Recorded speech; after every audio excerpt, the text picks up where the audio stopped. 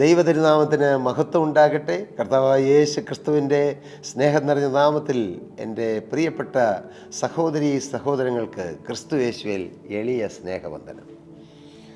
ദൈവനാമം മഹത്വപ്പെടട്ടെ. നാളുകളായി ഒരു ദിവസം പോലും ഇടതടവില്ലാതെ രാവിലെ 5:30 മണിക്ക് നമ്മുടെ യൂട്യൂബ് ചാനലിലൂടെ ഈ ദൈവവചനം നിങ്ങൾ കേട്ടുകൊണ്ടിരിക്കുകയാണ്. കർത്താവിന് സ്തോത്രം. ഞങ്ങളുടെ ഈ വാക്കുകൾ കേൾക്കുന്ന നിങ്ങൾ ഓരോരുത്തരും അനുഗ്രഹിക്കപ്പെടണമെന്നാണ് ഞങ്ങളുടെ ആഗ്രഹം. അനുഗ്രഹം എന്ന് പറയുമ്പോൾ ഈ ഭൂമിയിലെ അനുഗ്രഹങ്ങൾ മാത്രമല്ല, നിത്യത വരെയും നിലനിൽക്കുന്ന ആത്മീയവും ഭൗതികവുമായ അനുഗ്രഹം നിങ്ങൾ പ്രാപിക്കണം. സ്തോത്രം. നിത്യത വരെയും നിലനിൽക്കുന്ന അനുഗ്രഹം. ഭൂമിയിലെ അനുഗ്രഹം ശൗക്കുഴി വരെ മാത്രമേ ഉള്ളൂ. എന്നാൽ നിത്യതയുടെ അനുഗ്രഹം അത് തീരുന്നതല്ല, ഒരിക്കലും തിരികയില്ല. Eternity is a reality. നിത്യത ഒരു യാഥാർത്ഥ്യമാണ്. നിത്യത അനന്തതയാണ്, തീരുകയില്ല. അതിനുവേണ്ടി കർത്താവിൻ്റെ പരിശുദ്ധാത്മാവ് ഒരുക്കുവാൻ അധ്വാനിക്കുന്ന ഒരു എളിയ ശുശ്രൂഷയാണ് പീസ് മൗണ്ട് ഇൻ്റർനാഷണൽ മിനിസ്ട്രിയിലൂടെ എളിയവരായി ഞങ്ങൾ ചെയ്യുന്നത്. ഫോർ മൈ ജീസസ് എന്ന ഈ യൂട്യൂബ് ചാനലിലൂടെ കർത്താവിൻ്റെ പരിശുദ്ധാത്മാവ് ഇതെല്ലാം നടത്തിക്കൊണ്ട് നയിച്ചുകൊണ്ട് മുന്നോട്ട് പോകുന്നത്. നാം നാളുകളായി ചിന്തിച്ചു വന്ന ഒരു വിഷയമാണ് യഹോശാഫാത്ത് രാജാവിനും ആ ജനത്തിനും ആ രാജ്യത്തിനും വലിയൊരു പ്രതിസന്ധി. എന്താണ് പ്രതിസന്ധി? മോവാബിരും അമ്മോന്യരും മെയ്യൂന്യരും 3 ശക്തരായ രാജാക്കന്മാരും രാജ്യവും യുദ്ധത്തിന് വന്നിരിക്കുന്നു. 3:1. അതൊരു യോജിപ്പുള്ള കാര്യമല്ല. 1:1, 2:2 അതൊക്കെ നമുക്ക് ഒരു മാനുഷികമായ ചിന്തയിൽ കുഴപ്പമില്ലെന്ന് നോക്കാമെന്ന് പറയാം. ഇത് 3:1 ആണ്. 3 രാജാക്കന്മാർ ഒരു വശത്തും യഹോശാഫാത്ത് രാജാവ് മറ്റൊരു വശത്തും. 3 ഇരട്ടി ശക്തി. നമ്മുടെ ജീവിതത്തിലും ഇങ്ങനെ പ്രതിസന്ധികൾ വരാം. ഒരേടത്ത് കടബാധ്യത, ഒരേടത്ത് കുടുംബ പ്രശ്നം, അപ്പോഴതാ പെട്ടെന്ന് രോഗം. ഇങ്ങനെ പ്രശ്നങ്ങൾ വലയുന്നവരാരെങ്കിലും ഉണ്ടോ? ഉണ്ടല്ലോ. നിങ്ങളിൽ പലരും വലഞ്ഞു കഴിയുന്നുവെന്ന് എനിക്ക് കൃത്യമായി അറിയാം. കാരണം നിങ്ങൾ ഈ തിരുവചനം കേട്ടതിന് ശേഷം എത്രയോ ആളുകളാണ് പ്രാർത്ഥനാ വിഷയത്തിന് വേണ്ടി വിളിക്കുന്നത്. എത്രയോ ആളുകൾ പ്രാർത്ഥനാ വിഷയം പറഞ്ഞ് വിളിക്കുന്നു. എത്രയോ ആളുകൾ അവരുടെ വേദനകൾ പങ്കുവയ്ക്കുന്നു, അവരുടെ ദുഃഖങ്ങൾ, അവരുടെ രോഗങ്ങൾ, കടബാധ്യതകൾ. മനുഷ്യൻ വലയുകയല്ലേ. എന്നാൽ ഞാൻ നിങ്ങളോടൊന്ന് പറയാം, നിങ്ങളേത് വിഷയത്തിൽ വലയുന്നുവോ സകല വിഷയത്തിന് പരിഹാരം ജീവനുള്ള ദൈവത്തിൻ്റെ സന്നിധിയിലുണ്ട്. അതാണ് നാം നാളുകളായി ചിന്തിച്ചു വരുന്നത്. അസാധ്യങ്ങളെ സാധ്യമാക്കുന്ന ദൈവം. ദൈവത്തിന് ഒരു കാര്യവും അസാധ്യമല്ല. ദൈവത്തിന് സകലവും സാധ്യമാണ്. Hallelujah. Everything is possible by the grace of our beloved Jesus Christ. യേശു ക്രിസ്തുവിൻ്റെ കൃപയാൽ എല്ലാം സാധ്യമാണ്. അപ്പം നിങ്ങൾ ചോദിക്കും, സാറേ എൻ്റെ രോഗം മാറുമോ? മാറും മകനെ. പ്രിയപ്പെട്ട സഹോദര, നീ ഇപ്പോൾ ചോദിക്കുന്നു എൻ്റെ കടം മാറുമോ? മാറും സഹോദര. പ്രിയ സഹോദരി, ഇപ്പോൾ നീ ചിന്തിക്കുന്നത് എൻ്റെ കുടുംബത്തിൽ സമാധാനം വരുമോ എന്നാണ്. മകളെ, നീ വിശ്വസിക്കുക, നിൻ്റെ കുടുംബം സ്വർഗമാകും. നിങ്ങൾ വിശ്വസിക്ക്, നിങ്ങൾ പ്രാർത്ഥിക്ക്. ജീവനുള്ള ദൈവം നിങ്ങളുടെ വേദന കാണുന്നുണ്ട്. യഹോശാഫാത്ത് രാജാവ് വലിയ പ്രതിസന്ധിയിൽ, ആ രാജ്യത്തിലെ ജനങ്ങൾ വലിയ പ്രതിസന്ധിയിൽ. പക്ഷേ ഇവിടെ രാജാവ് ചെയ്തതെന്താണെന്നറിയാമോ?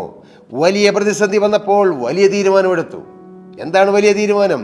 ദൈവത്തിലേക്ക് തിരിയാനുള്ള തീരുമാനം. ഇന്ന് മനുഷ്യൻ വലിയ പ്രതിസന്ധി വരുമ്പോൾ മന്ത്രവാദികളിലേക്കും ആഭിചാരങ്ങളിലേക്കും കൂടോത്രങ്ങളിലേക്കും മഷിയിട്ട് നോക്കുന്നതിലേക്കും എല്ലാം തിരിയും. അതല്ല വേണ്ടത്. അത് ദൈവം ദുഃഖിക്കുന്നതാണ്. നിങ്ങളുടെ പ്രശ്നത്തിന് അതിനൊന്നും ശാശ്വത പരിഹാരം തരാൻ കഴിയുകയില്ല. നിങ്ങൾ തിരിയേണ്ടത് ദൈവത്തിങ്കിലേക്കാണ്. ദൈവത്തിൻ്റെ വചനം പറയുന്നു, നോക്കേണ്ട ഒരു പർവ്വതമുണ്ട്. ഞാൻ എൻ്റെ കണ്ണ് പർവ്വതങ്ങളിലേക്ക് ഉയർത്തുന്നു. എനിക്ക് സഹായം എവിടെ നിന്ന് വരും? എനിക്ക് സഹായം ആകാശത്തെയും ഭൂമിയെയും സൃഷ്ടിച്ച യഹോവയിൽ നിന്ന് വരുന്നു. നോക്കേണ്ട പർവ്വതം ക്രിസ്തുവാണ്, മനുഷ്യരല്ല, മന്ത്രവാദിയല്ല. കർത്താവിന് സ്തോത്രം. ആ പർവ്വതമാവുന്ന ക്രിസ്തുവിലേക്ക് നോക്കിയാൽ നിങ്ങളുടെ പ്രശ്നങ്ങൾക്ക് കർത്താവ് പരിഹാരം തരും. ദൈവത്തിൻ്റെ വലിയ നാമം മഹത്വപ്പെടട്ടെ. നോക്കേണ്ടത് ക്രിസ്തുവിലേക്കാണ്. യേശു ക്രിസ്തുവിലേക്ക് നോക്കണം, വചനത്തിലേക്ക് നോക്കണം. പ്രശ്നങ്ങളിലേക്ക് നോക്കിയിരിക്കരുത്. പ്രശ്നങ്ങളിൽ നോക്കി നിങ്ങൾ നിരാശപ്പെട്ടു പോകരുത്. ഇന്ന് നിങ്ങൾ വേദനയുടെ അനുഭവത്തിലേക്ക് പോകുമ്പോൾ നോക്കേണ്ടത് കാൽവറിയിൽ നമുക്ക് വേണ്ടി പിടഞ്ഞു മരിച്ച ആ ജീവനുള്ള ക്രിസ്തുവിനെയാണ് നോക്കേണ്ടത്. ഹല്ലേലൂയ. മകനെ, യേശു ക്രിസ്തുവിൻ്റെ കരങ്ങൾ തുളയ്ക്കപ്പെട്ടത്, പ്രിയ മകനെ, യേശുവിൻ്റെ തെരുവിലാവ് തുളയ്ക്കപ്പെട്ടത് നിനക്ക് വേണ്ടിയിട്ടാണ്. നിന്റെ സകല വേദനകൾക്കും പരിഹാരം തരാൻ ക്രിസ്തു വേദനപ്പെട്ടു. ആ ക്രിസ്തുവിലേക്ക് നോക്കിയാൽ എല്ലാറ്റിനും പരിഹാരം കിട്ടും. അത് ആത്മീയ വിഷയമാകട്ടെ, ഭൗതിക വിഷയമാകട്ടെ. യഹോശാഫാത്ത് രാജാവ് വലിയ പ്രതിസന്ധിയിൽ 3 രാജാക്കന്മാർ എതിരായി നിന്ന് യുദ്ധത്തിന് പുറപ്പെട്ടു. പക്ഷേ യഹോശാഫാത്ത് രാജാവ് ദൈവത്തെങ്കിലേക്ക് തിരിഞ്ഞു. അദ്ദേഹം എന്ത് ചെയ്തെന്നറിയാമോ? യഹോശാഫാത്ത് രാജാവ് ഭയപ്പെട്ട് യഹോവയെ അന്വേഷിപ്പാൻ താല്പര്യപ്പെട്ടു. 3-ാമത്തെ വാക്യമാണ് ഞാൻ വായിച്ചത്. അദ്ദേഹം യഹൂദിയിലൊക്കെ ഒരു ഉപവാസം പ്രസിദ്ധം ചെയ്തു. പ്രശ്നങ്ങൾ വരുമ്പോൾ ലോകത്തിലേക്കോ ലോക വഴിയിലേക്കോ ലോക മനുഷ്യരിലേക്കോ അല്ല ആശ്രയിക്കേണ്ടത്. ആ രാജാവ് കാണിച്ചു തന്ന മാതൃക, അദ്ദേഹം ദൈവത്തെ ഭയപ്പെട്ട് ദൈവത്തെങ്കിലേക്ക് തിരിഞ്ഞു. എന്നിട്ട് ദൈവസന്നിധിയിൽ വന്നിട്ട് അദ്ദേഹം എന്ത് ചെയ്തു? ഒരു ഉപവാസം അങ്ങ് പ്രഖ്യാപിച്ചു. കർത്താവേ, ഈ പ്രശ്നത്തിന് പരിഹാരം തരാതെ ഞാനിനി ഭക്ഷണം കഴിക്കുകയില്ല, ഞാനിനി വേറെ ലോകകാര്യങ്ങൾ ഇടപെടുകയില്ല. എൻ്റെ കർത്താവ് എനിക്ക് പരിഹാരം തരണം. ഞാൻ എൻ്റെ കർത്താവിൻ്റെ പ്രിയ മക്കളോട് പറയാം, നിങ്ങളുടെ ജീവിതത്തിൽ പ്രശ്നങ്ങൾക്ക് പരിഹാരം കിട്ടാൻ നിങ്ങൾ യേശുവിൻ്റെ പാദത്തിൽ മുട്ടുമടക്കിയിട്ട് കർത്താവിനോട് പറയണം, അപ്പാ ഞാൻ ഉപവസിക്കുകയാണ്, ഞാൻ പ്രാർത്ഥിക്കുകയാണ്, ഈ വിഷയത്തിന് എനിക്ക് പരിഹാരം തന്നേ പറ്റൂ, ഈ വിഷയത്തിന് എനിക്ക് പരിഹാരം തരാതെ ഞാൻ ഇനി മുന്നോട്ടില്ല എന്ന് നിങ്ങൾ പറഞ്ഞ് ആ യാബോക്ക് കടവിൽ വെച്ച് ജീവനുള്ള ദൈവത്തെ മുറുകെ പിടിച്ചതുപോലെ നിങ്ങൾ മുറുകെ പിടിച്ചാൽ ക്രിസ്തു നിങ്ങൾക്ക് പരിഹാരം തന്നിരിക്കും. 100 കണക്കിന് 1000 അനുഭവങ്ങളുടെ പിൻബലത്തിൽ നിന്നുകൊണ്ടാണ് പാവപ്പെട്ട ഞാനിത് പറയുന്നത്. ഹല്ലേലൂയ. 19-ാമത്തെ വയസ്സിൽ ക്രിസ്തുവിന് വേണ്ടി ജീവിതം വേർതിരിക്കാൻ എനിക്കൊരു മഹാഭാഗ്യം കിട്ടി. ഞാനൊരു കൂട്ടായ്മയിൽ ഹല്ലേലൂയ പ്രൊഫസർ എം യോഹന്നാൻ സാറിൻ്റെ നാവിലൂടെ ജീവനുള്ള ദൈവത്തിൻ്റെ വചനം കേട്ടുകൊണ്ടിരുന്നപ്പോൾ, അന്ന് ഞാൻ ഡിഗ്രിക്ക് പഠിച്ച് അങ്ങ് ഇനി MBAക്ക് പഠിക്കണം, കൂട്ടുകാരോടൊത്ത് ബാംഗ്ലൂർക്ക് പോകണം, അങ്ങനെ ലോകത്തിലേക്ക് ഇറങ്ങാൻ വെമ്പൽ പൂണ്ടു നിന്ന ഒരു ചെറുപ്പക്കാരനായിരുന്നു ഞാൻ. ആത്മീയം എനിക്ക് വിഷയമായിരുന്നില്ല, ദൈവം എനിക്ക് വിഷയമായിരുന്നില്ല. ദൈവമോ? കാരണം അന്നും ഞെരുക്കത്തിലും വേദനയിലും പോവുകയാണ്. എന്ത് ദൈവം? ദൈവം കൊണ്ടേ സഹായിക്കുകയല്ലേ? അങ്ങനെയൊക്കെ ചിന്തിച്ച് ലോകത്തിൽ മേളിക്കണമെന്നൊക്കെ ചിന്തിച്ചിരിക്കുമ്പോഴാണ് തക്ക സമയത്ത് എൻ്റെ കർത്താവിനെ കടന്നു പിടിച്ചത്. അതോർക്കുമ്പോൾ ഞാൻ ചിലപ്പോൾ കരഞ്ഞു പോകും, ഓർക്കുമ്പോൾ ഞാൻ പൊട്ടി കരഞ്ഞു പോകും. ആ കർത്താവിനെ അന്ന് പിടിച്ചില്ലായിരുന്നെങ്കിൽ എൻ്റെ അവസ്ഥ എന്താകുമായിരുന്നു? Hallelujah, hallelujah, hallelujah. എൻ്റെ കർത്താവിൻ്റെ സ്നേഹം തക്ക സമയത്ത് തന്നെ ഓടി വന്ന് കടന്നു പിടിച്ചു. വെറുതെ ഒന്ന് പിടിക്കുകയല്ല, യേശുവിനെ മാറോട് ചേർത്ത് പിടിച്ചു. യേശുവിൻ്റെ സ്നേഹം എനിക്ക് പകർന്നു തന്നു, നിറവടിയായി പകർന്നു തന്നു.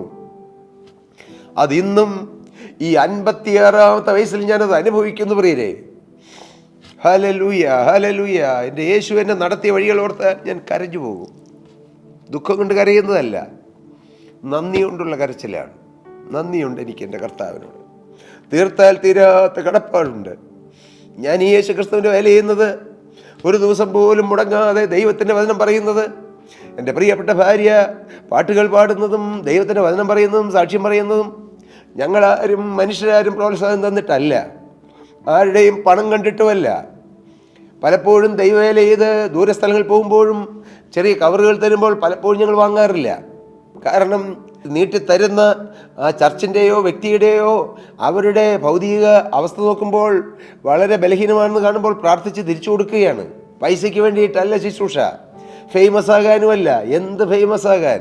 സ്തോത്രം. കർത്താവിന് വേണ്ടി ജീവിതം വേർതിരിച്ചപ്പോൾ അത്യാവശ്യം കർത്താവ് തരേണ്ടതൊക്കെ തന്നു. 39 വർഷത്തോളം ഒരു വലിയ കമ്പനിയുടെ ഡയറക്ടറായിട്ട്, 28 വർഷം മാനുഫാക്ചറിങ് ഡയറക്ടറും, അടുത്ത 11 വർഷത്തോളം ഇൻ്റർനാഷണൽ ഓപ്പറേഷൻ്റെ ഡയറക്ടറായിട്ടും ലോകത്തിൻ്റെ അനേക രാജ്യങ്ങളിൽ നടക്കാൻ കർത്താവ് എനിക്ക് ഭാഗ്യം തന്നു, അവസരം തന്നു. ആത്മീയമായും ഭൗതികമായും ദൈവം എന്നെ അനുഗ്രഹിച്ചു. ഇനി എന്താ ഉയരാൻ പ്രിയരെ? ഭൗതികമായി ആത്മീയമായി ദൈവം എത്രത്തോളം സഹായിച്ചു. ഇനി ഒരൊറ്റ കൊതിയേ ഉള്ളൂ, കർത്താവിൻ്റെ മഹത്വമുള്ള വേല ചെയ്യണം, കർത്താവിൻ്റെ മഹത്വത്തിന് വേണ്ടി നിൽക്കണം. യേശു ക്രിസ്തുവിൻ്റെ നാമം ഈ ഭൂമിയിൽ എത്രത്തോളം മഹത്വപ്പെടുത്താമോ അത്രത്തോളം മഹത്വപ്പെടുത്തണം. ഇതൊക്കെയാണ് എൻ്റെ ജീവിതത്തിൻ്റെ കൊതി. അതിനുവേണ്ടി എന്നാലാവത് വലിയ കാര്യങ്ങളൊന്നും ചെയ്യുമെന്ന് ഞാൻ പറയുന്നില്ല. ഞങ്ങളാലാവത് 2021 എനിക്ക് തോന്നുന്നു ഞങ്ങൾ യൂട്യൂബ് ചാനൽ തുടങ്ങി. 20 ലാസ്റ്റാണെന്ന് എനിക്ക് തോന്നുന്നു.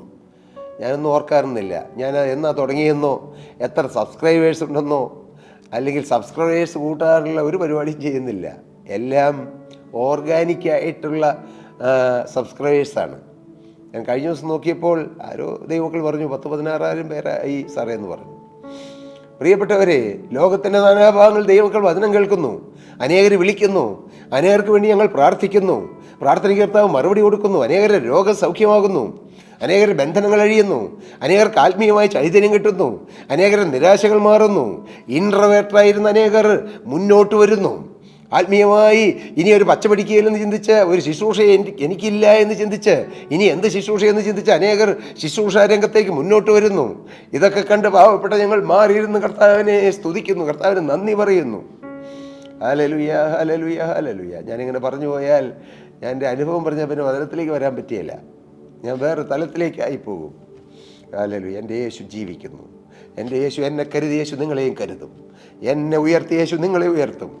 ചെറ്റക്കുഴിയിൽ കിടന്ന, പൊട്ടക്കിണറിൽ കിടന്ന, ചേറ്റിൽ കിടന്ന് എന്നെ ഉയർത്തിയൊരു യേശുവുണ്ട്. കുപ്പയിൽ കിടന്ന് എന്നെ ഉയർത്തിയൊരു യേശുവുണ്ട്. എനിക്ക് അഡ്രസ്സ് തന്നൊരു യേശുവുണ്ട്. എനിക്ക് മാന്യത തന്നൊരു യേശുവുണ്ട്. എനിക്ക് ശുശ്രൂഷ തന്നൊരു യേശുവുണ്ട്. എൻ്റെ മേൽ അഭിഷേകം പകർന്നൊരു യേശുവുണ്ട്. ഹല്ലേലൂയ. ആ യേശു നിങ്ങളെ നയിക്കും, ആ യേശു നിങ്ങളെ നടത്തും. സ്തോത്രം. ഞാൻ എൻ്റെ വാക്കുകൾ നിർത്താൻ ശ്രമിക്കട്ടെ പ്രിയരെ. ഞാൻ ശ്രമിക്കുക, അങ്ങ് നിർത്താൻ തോന്നുന്നില്ല എനിക്ക്. പക്ഷേ ഈ പ്രസംഗം ഒരു 10-12 മിനിറ്റിൽ കൂടുതലായാൽ ആളുകൾക്ക് കേൾക്കാൻ ബുദ്ധിമുട്ടാണ്. അതുകൊണ്ട് ഞാൻ മനഃപൂർവ്വം നിർത്തുന്നു. കർത്താവ് നിങ്ങളെ അനുഗ്രഹിക്കട്ടെ എന്നാണ് എൻ്റെ ഇപ്പോഴത്തെ പ്രാർത്ഥന, എപ്പോഴത്തെയും പ്രാർത്ഥന. ഈ വാക്കുകൾ കേൾക്കുന്ന ഓരോരുത്തരും അനുഗ്രഹിക്കപ്പെടണം. നിഷ്കളങ്കമായൊരു ആഗ്രഹം കർത്താവിനെ ഹൃദയത്തിൽ നിറച്ചു തന്നേക്കുക. എല്ലാവരും ആത്മീയമായി അനുഗ്രഹിക്കപ്പെടണം, ഭൗതികമായി അനുഗ്രഹിക്കപ്പെടണം. മറ്റുള്ളവർ അനുഗ്രഹിക്കപ്പെടുമ്പോൾ അത് കണ്ട് ഞാൻ സന്തോഷിക്കാറുണ്ട്. അങ്ങനെ ഒരു മനസ്സ് കർത്താവ് തന്നു, ഭാഗ്യവശാൽ. ഹല്ലേലൂയ. കർത്താവ് അനുഗ്രഹിക്കട്ടെ. നിങ്ങൾക്ക് പ്രാർത്ഥനാ വിഷയങ്ങളുണ്ടെങ്കിൽ ഞങ്ങളെ വിളിക്കാം. താഴെ കാണുന്ന നമ്പറിൽ കോൺടാക്റ്റ് ചെയ്യാം. മൂവാറ്റുപുഴ KSRTC ബസ് സ്റ്റാൻഡിൽ നിന്നും കോട്ടയം റൂട്ടിൽ MC റോഡ് സൈഡിൽ 250 മീറ്റർ യാത്ര ചെയ്യുമ്പോഴാണ് ഞങ്ങളുടെ പ്രെയർ ഹാള്. നിങ്ങൾക്ക് വരാം. മിക്കവാറോടെ ശുശ്രൂഷകളുണ്ട്.